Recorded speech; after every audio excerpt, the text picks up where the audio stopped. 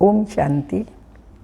29/12/2023 के साकार अनमोल धारणा युक्त मधुर महावाक्य हैं। मीठे बच्चे, प्रश्नों से में मूंझना छोड़ मनमना भाव रहो। प्रश्नों में मूंझना छोड़ मनमना भाव रहो। बाप और वर्षे को याद करो, पवित्र बनो और बनाओ। क्वेश्चन: शिव बाबा तुम बच्चों से अपनी पूजा नहीं करवा सकते, क्यों? आंसर है बाबा कहते, बच्चे मैं तुम बच्चों का मोस्ट ओबीडिएंट सर्वेंट हूँ। तुम बच्चे मेरे मालिक हो। मैं तो तुम बच्चों को नमस्ते करता हूँ। बाप है निरअहंकारी। बच्चों को भी बाप समान बनना है। मैं तुम बच्चों से अपनी पूजा कैसे कराऊंगा? मेरे पैर भी नहीं हैं जिसको तुम धुलाई करो। तुम्हें तो खुदाई खिदमतगार बन विश्व की सेवा करनी है। गीत: निर्बल से लड़ाई बलवान की। ओम शांति। निराकार शिव भगवानो वाच्य। शिव बाबा निराकार है और आत्माएं जो शिव बाबा कहती हैं वह भी असल में निराकार हैं। निराकारी दुनिया में रहने वाले हैं। यहाँ पार्ट बजाने के लिए साकार बने हैं। अब हम सबको तो पैर हैं। श्री कृष्ण को भी पाँव हैं, पैर पूछते हैं ना। शिव बाबा कहते हैं मैं तो हूँ ओबीडिएंट सर्वेंट। मेरे पैर हैं ही नहीं जो तुमसे पैर धुलवाऊँ व पूजा कराऊँ। सन्यासी पैर धुलाते हैं ना, गृहस्थी लोग जाकर उनके पैर धोते हैं। पैर तो मनुष्यों के हैं, शिव बाबा को पैर ही नहीं हैं जो तुमको पैर की पूजा करनी पड़े। यह है पूजा की सामग्री। बाप कहते हैं मैं तो ज्ञान का सागर हूँ। मैं अपने बच्चों से कैसे पैर धुलवाऊँगा? बाप तो कहते हैं वंदे मातरम। शिव बाबा भगवान आकर के माताओं की वंदना करते हैं, तब कहते हैं वंदे मातरम। माताओं को फिर क्या कहना है? हाँ, खड़े होकर कहेंगे शिव बाबा नमस्ते। सभी बोलें प्यार से, शिव बाबा नमस्ते। जैसे सलाम वालेकुम कहते हैं ना, सो भी बाप को पहले नमस्ते करना पड़ता है। कहते हैं आई एम मोस्ट ओबीडिएंट, बेहद का सर्वेंट हूँ। निराकार और निरअहंकारी कितना है? पूजा की तो बात ही नहीं। मोस्ट बिलवेड चिल्ड्रन जो मिल्कियत के मालिक बनाते हैं, उनसे मोस्ट ओबीडिएंट चिल्ड्रन जो बाबा मिलकर देते हैं उसके मालिक बनते हैं, उनसे कैसे पूजा कराएंगे? विश्व के मालिक बनने वाले तो बाबा कहते हैं मैं उनसे अपनी पूजा कैसे कराऊंगा? हाँ, छोटे बच्चे बाप के पाँव पड़ते हैं क्योंकि बाप बड़ा है। परंतु वास्तव में तो बाप बच्चों का भी सर्वेंट है।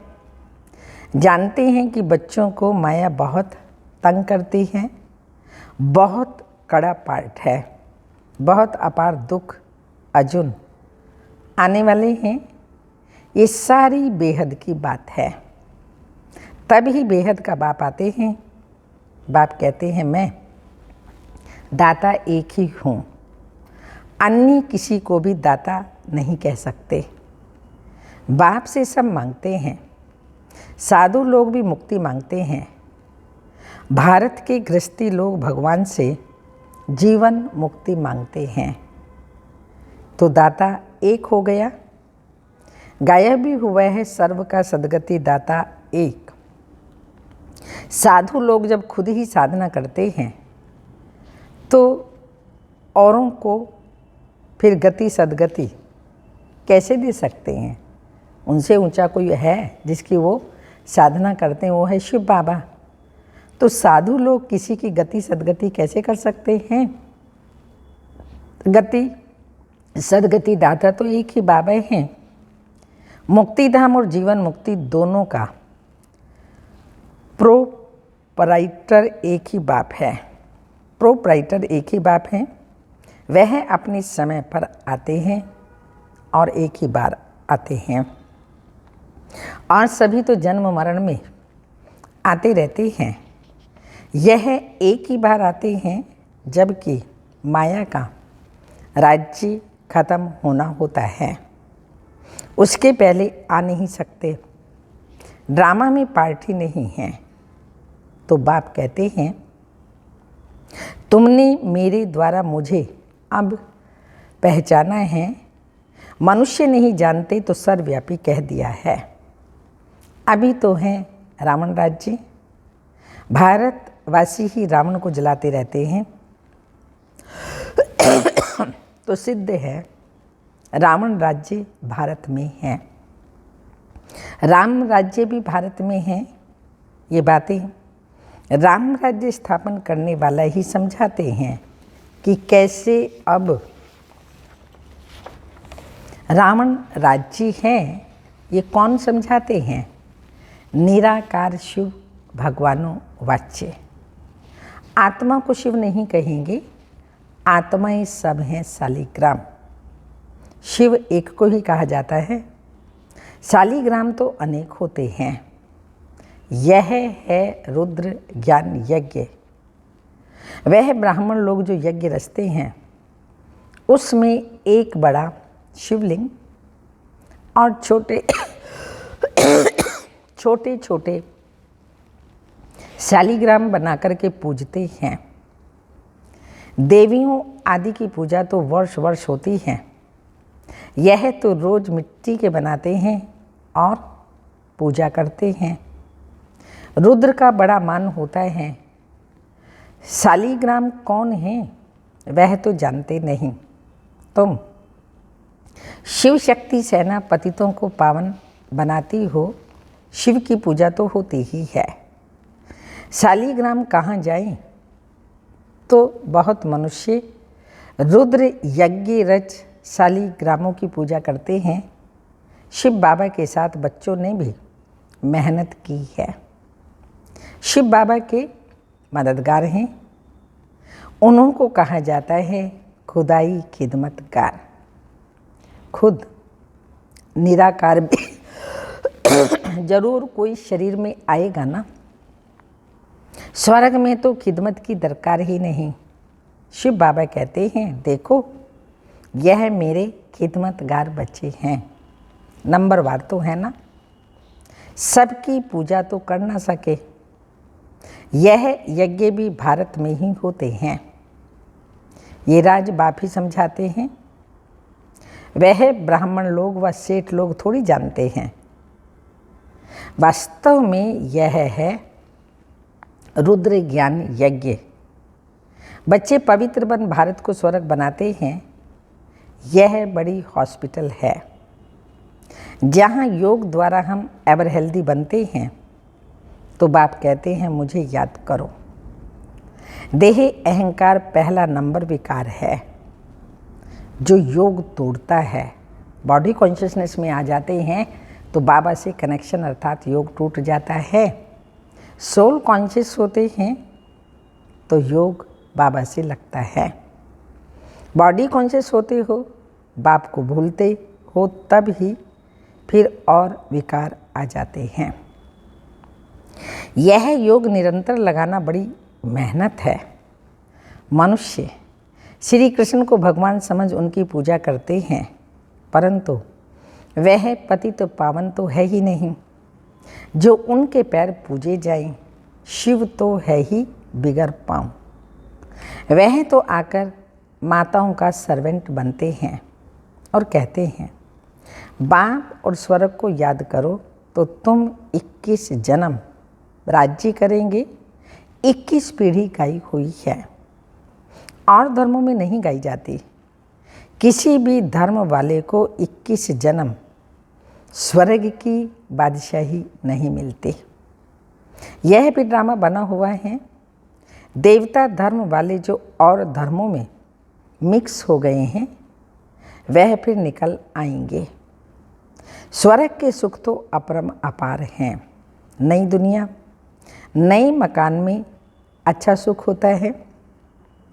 थोड़ा पुराना होने से कुछ न कुछ दाग हो जाते हैं, फिर रिपेयर किया जाता है। तो जैसे बाप की महिमा अपरम अपार है, वैसे स्वर्ग की महिमा भी अपरम अपार हो। जिसका मालिक बनने का तुम पुरुषार्थ कर रहे हो और कोई स्वर्ग का मालिक बना न सके।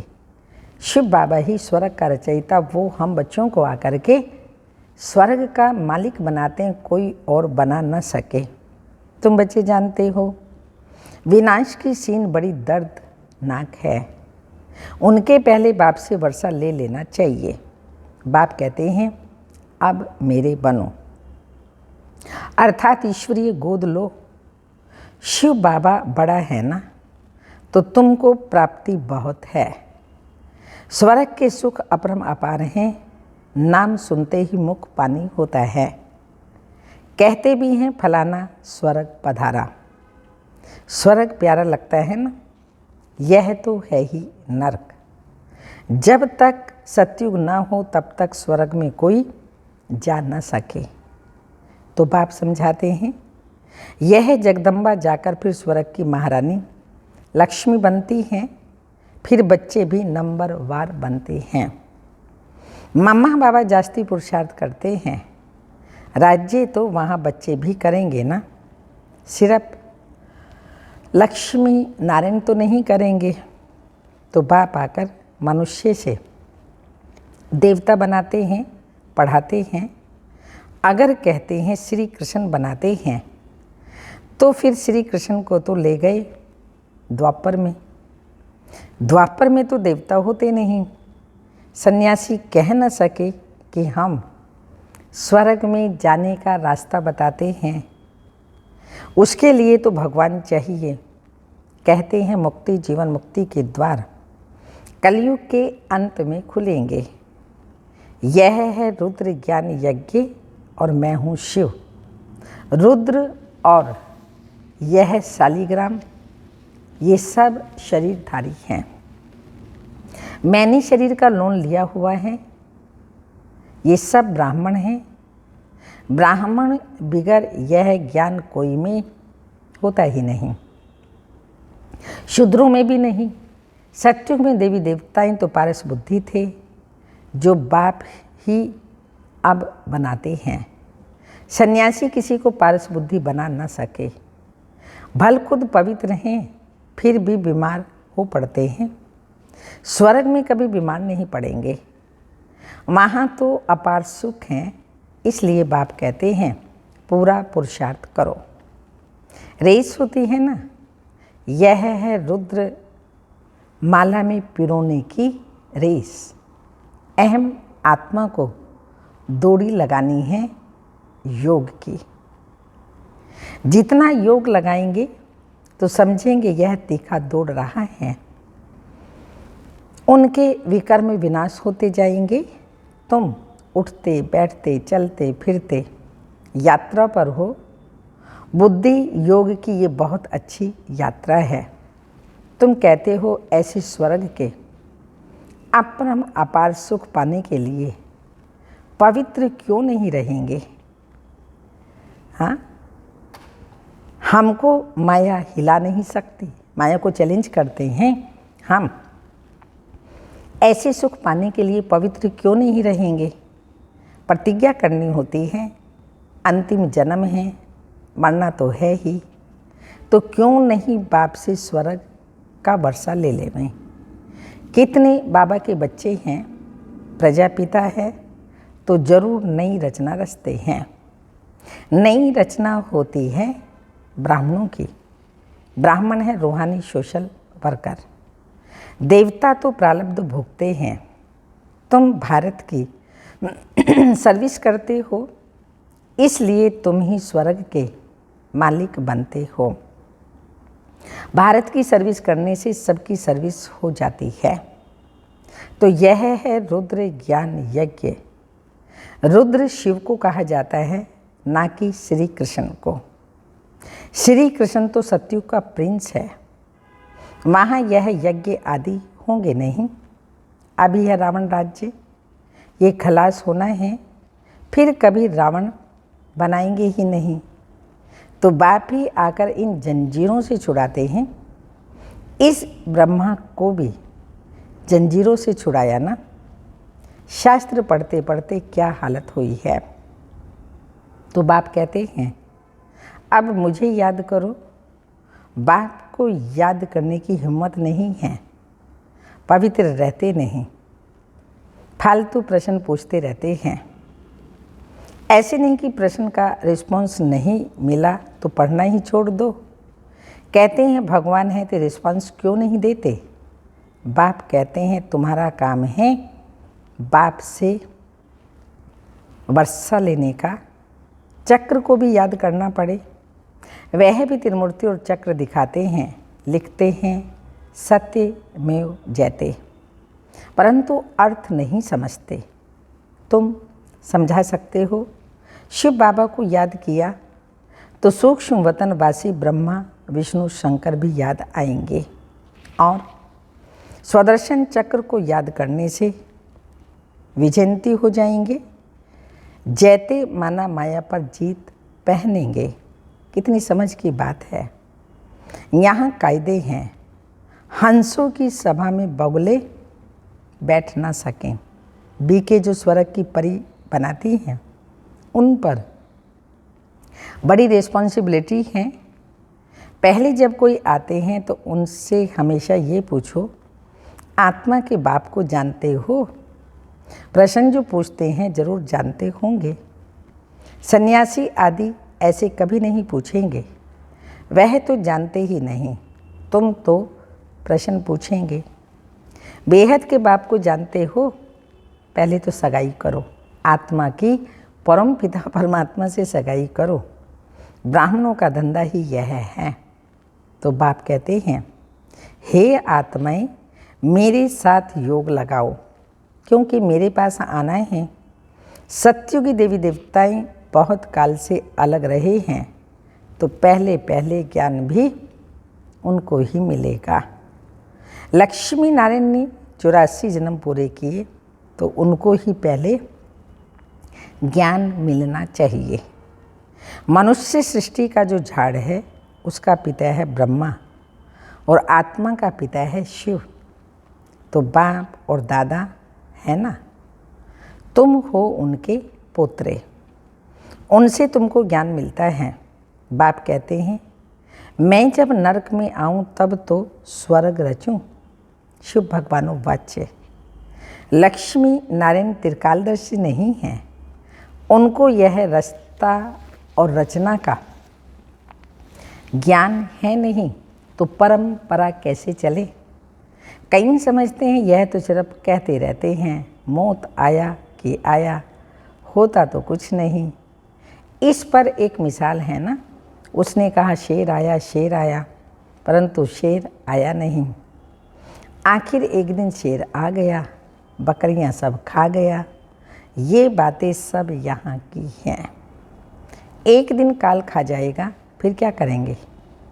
भगवान का कितना भारी यज्ञ है, परमात्मा की सिवाय इतना बड़ा यज्ञ कोई रच ना सके।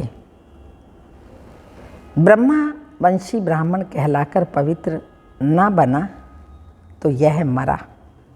शिव बाबा से प्रतिज्ञा करनी होती है, मीठा बाबा, स्वर्ग का मालिक बनाने वाला बाबा, मैं तो आपका हूँ, अंत तक आपका ही होकर रहूँगा। ऐसे बाप को अथवा साजन को फारकती दी तो महाराजा महारानी बन नहीं सकेंगे। अच्छा, मीठे मीठे सिक्की लदे बच्चों प्रति माता पिता बाप दादा का याद प्यार और गुड मॉर्निंग, डायमंड मॉर्निंग। रूहानी बाप की रूहानी बच्चों को नमस्ते। हम रूहानी बच्चों की रूहानी माता पिता बाप दादा को याद प्यार गुड मॉर्निंग डायमंड मॉर्निंग ओम नमस्ते। धारणा के लिए मुख्य सार हैं सच्चा खुदाई खिदमतगार बन भारत को स्वर्ग बनाने में बाप को पवित्रता की मदद करनी है। रूहानी सोशल वर्कर बनना है। सेकंड पॉइंट, किसी भी प्रकार के प्रश्नों में मूंझ कर पढ़ाई नहीं छोड़नी है। प्रश्नों को छोड़ बाप और वर्षे को याद करना है। वरदान, हद्दों से पार रहे सबको अपने मन की महसूसता कराने वाले अनुभवी मूर्त भाव। जैसे हर एक के मन से निकलता है मेरा बाबा, ऐसे सभी के मन से निकले कि यह मेरा है। बेहद का भाई है या बहन है, दीदी है दादी है, कहाँ भी रहते हो लेकिन बेहद सेवा के निमित्त हो। हदों से पार रहकर बेहद की भावना, बेहद की श्रेष्ठ कामना रखना, यही है फॉलो फादर करना। अभी इसका प्रैक्टिकल अनुभव करो और कराओ। वैसे भी अनुभवी बुजुर्ग को पिताजी काका जी कहते हैं। ऐसे बेहद के अनुभवी अर्थात सबको अपनापन महसूस हो। स्लोगन, उपराम स्थिति द्वारा उड़ती कला के उड़ती कला में उड़ते रहो तो कर्म रूपी डाली के बंधन में फंसेंगे नहीं। उपराम स्थिति द्वारा उड़ती कला में उड़ते रहो तो कर्म रूपी बंधनों में अर्थात डाली के बंधन में फंसेंगे नहीं। अव्यक्त इशारा सर्विस करना, यह भी अपने को संपूर्ण बनाने का मीठा बंधन है। इस बंधन में जितना अपने को बांध लेंगे उतना और सर्व बंधनों से मुक्त होते जाएंगे। यह मीठा बंधन अभी के लिए है, फिर कभी नहीं होता। सभी इस ईश्वरीय स्नेह के बंधन में बंध जाओ तो दूसरे सब बंधन अपने आप कटते जाएंगे। ओम शांति।